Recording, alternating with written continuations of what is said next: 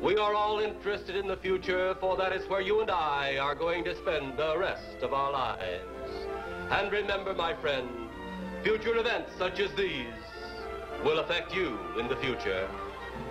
You are interested in the unknown, the mysterious, the unexplainable. That is why you are here. My friend, we cannot keep this a secret any longer.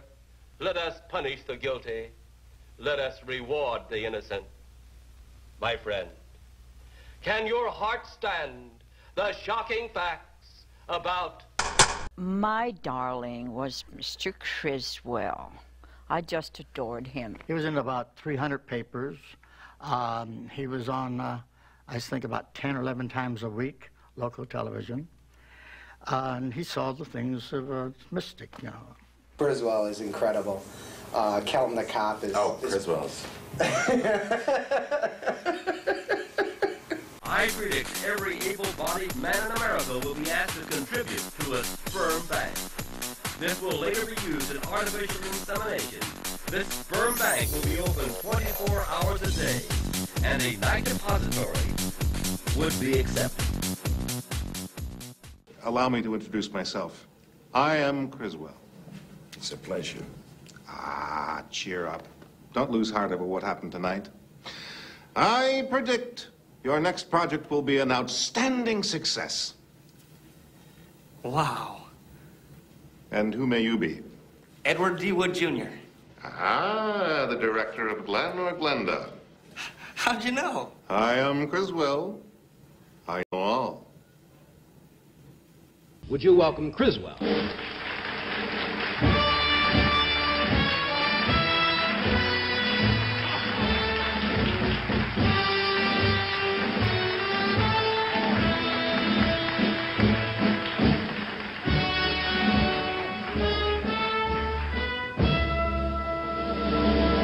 I predict full medical attention by vending machines. I predict in the future it will be highly possible to have an appendix operation, give birth to a child, or receive an abortion, have a heart transplant, a hair transplant, or even a brain transplant by vending machines. Your own weight will be controlled by vending machines for 10 cents worth of radaric rays. It is a great honor again to be with you and all of your friends on New Year's Eve of 1965.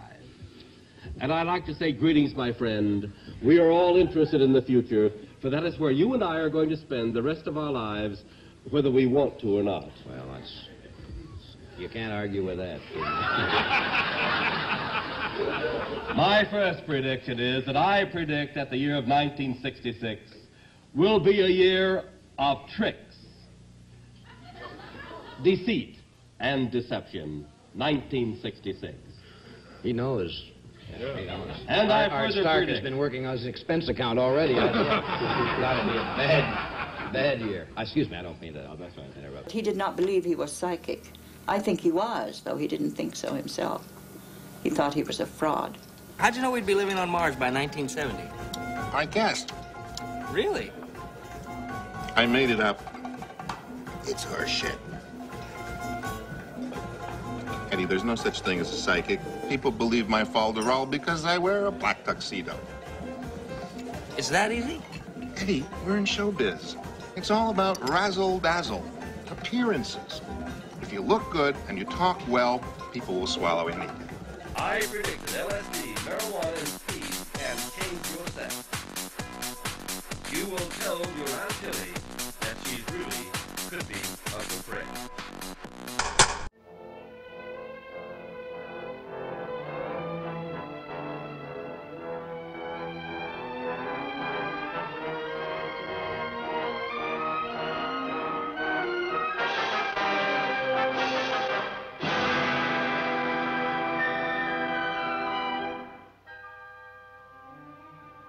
I am Criswell.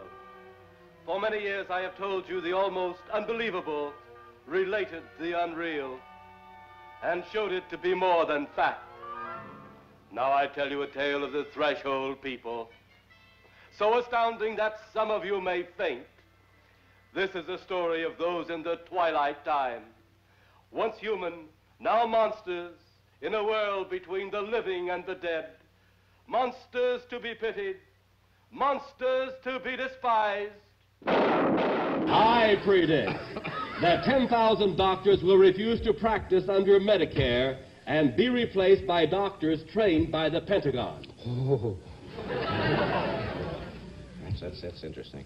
Everybody listened to Criswell, and whether you made fun of it or not, he had a following that wouldn't stop. I don't know where in the world he got his reputation, because I don't recall a single prediction ever coming true. I predict that human flesh will be canned and exported from Africa for sale in England and on the continent.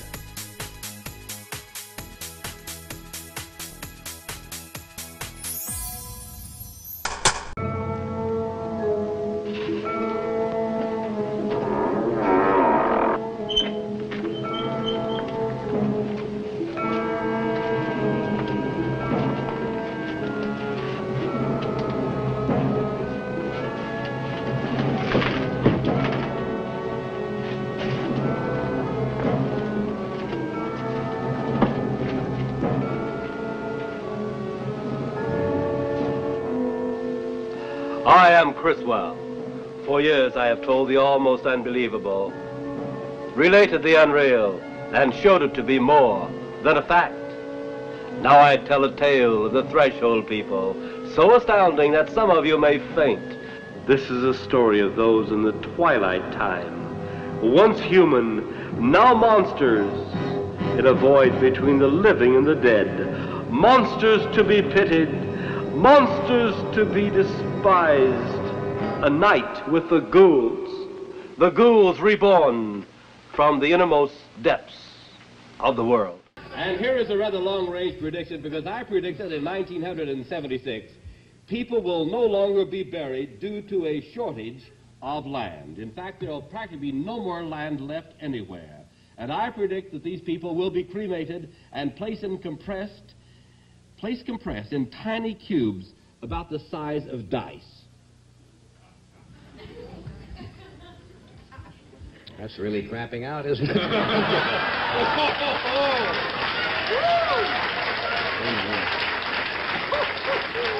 I predict we will live in floating cities, sustained by anti-gravity, huge plastic bubbles under the sea which draw oxygen from the sea itself, underground tunnels and caves, plus the very center of Earth, which will be a nation unto itself.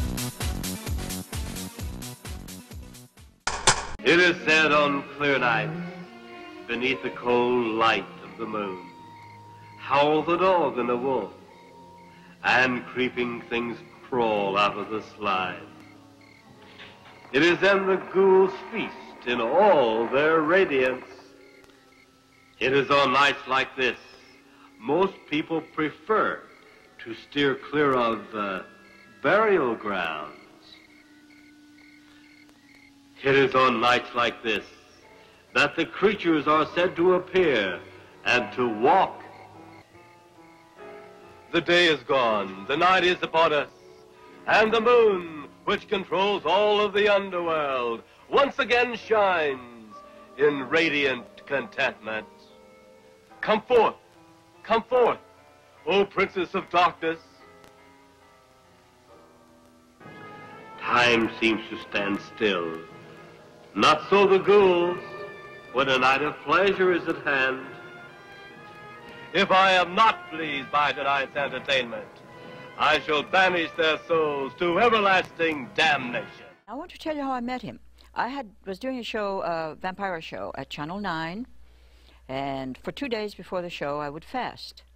And then at midnight I was let out of KBC Studios on Vine Street, ravenous, in full costume and ravenous. So I would run across the street to the Hollywood Ranch Market and get a chili dog. And there I was one night ordering my chili dog, and this beautiful gentleman, tall, in a dark blue suit with silver hair and a spit curl in the middle of his forehead, said, "You're Miss Vampira." I said, that's not your problem. And he introduced himself. He said, "I'm Criswell. I have a friend who would like to meet you." And he said, "It's Mae West." I said, "She's already met me. She fired me from the Mae West show." Catherine was great. So he told me that she was a fan of mine, she watched me on TV, and that she was a friend of his. And that's the way that I met him. And ultimately, she took to sending food for me and him with her chauffeur in the limousine. She'd call him up and say, I've got some Swedish meatballs or something, and she'd send them over to him, and then he would call me. I'd walk over, since I lived nearby, and share the food. Her own cooking. Her own cooking. I predict that the coming years will be known as the 3 R's: riot, rape, and revelry. I predict this insatiable desire for destruction will be fed by the increased use of drugs found in a simple headache tablet. When my mother died, we were impoverished, and I didn't know how to go about doing a funeral. It was something I'd never done. And Criswell came to the fore. He said, I come from an undertaking family. And he took charge of the funeral. He got all the pallbearers, did the handshaking, he did everything. I predict a dude and a nude ranch will open somewhere in the Midwest. A dude and a nude. That's right. Somewhere in the Midwest. And I'll lay odds you won't hear a discouraging word either.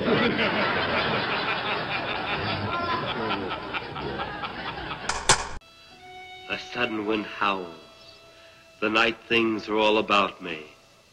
Every shadow, a beckoning invitation to disaster.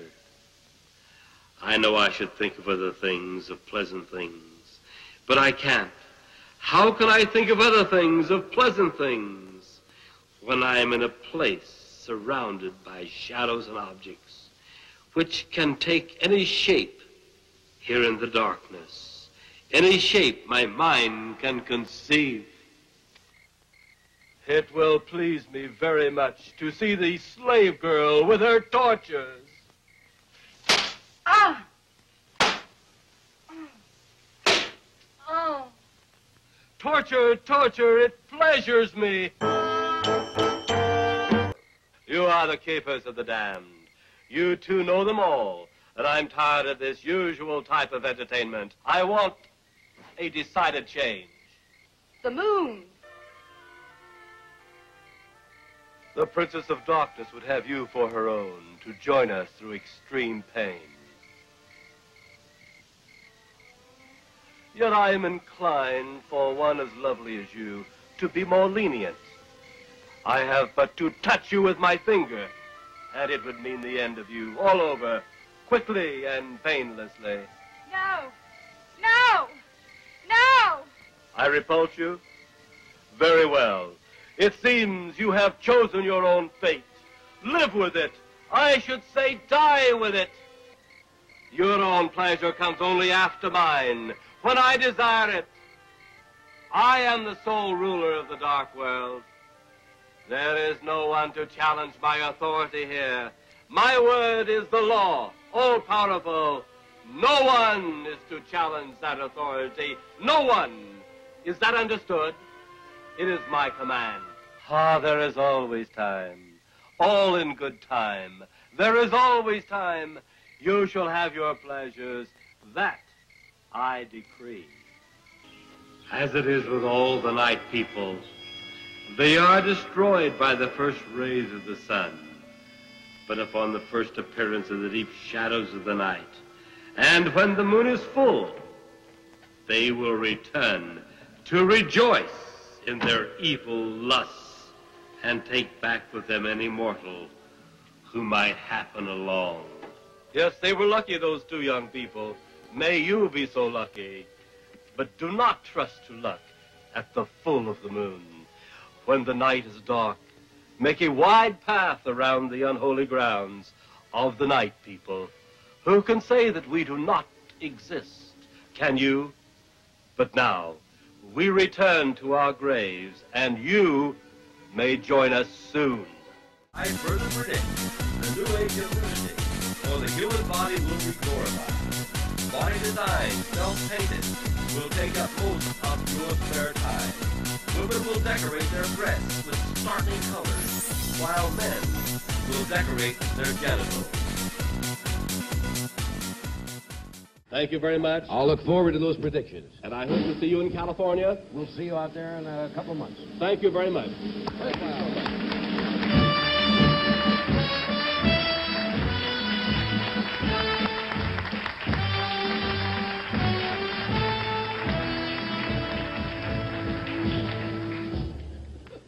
Do you believe his predictions were sincere? Well, I was hoping when he did predict about the grave robbers from outer space, I was hoping that would be true, which that's about the only one I knew that turned out to be finally turned out to be the right one. What was his prediction? That you'll be hearing about this picture in the near future. You have seen this incident based on sworn testimony. Can you prove that it didn't happen?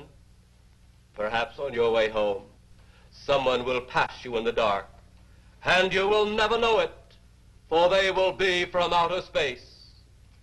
Many scientists believe that another world is watching us this moment. We once laughed at the horseless carriage, the airplane, the telephone, the electric light, vitamins, radio, and even television. And now some of us laugh at outer space.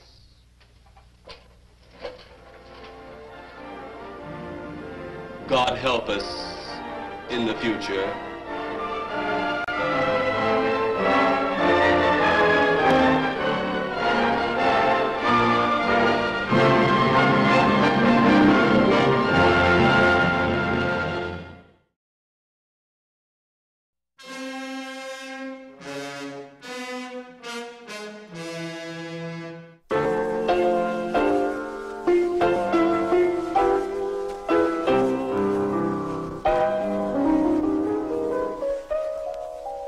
Someone walked over my grave, disturbing my sleep. A sleep that I thought would last through eternity.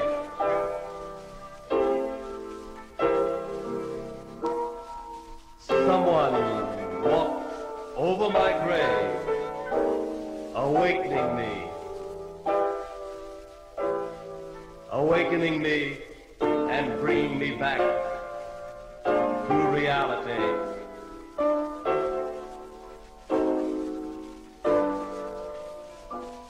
I walk now in a place that is filled with misery.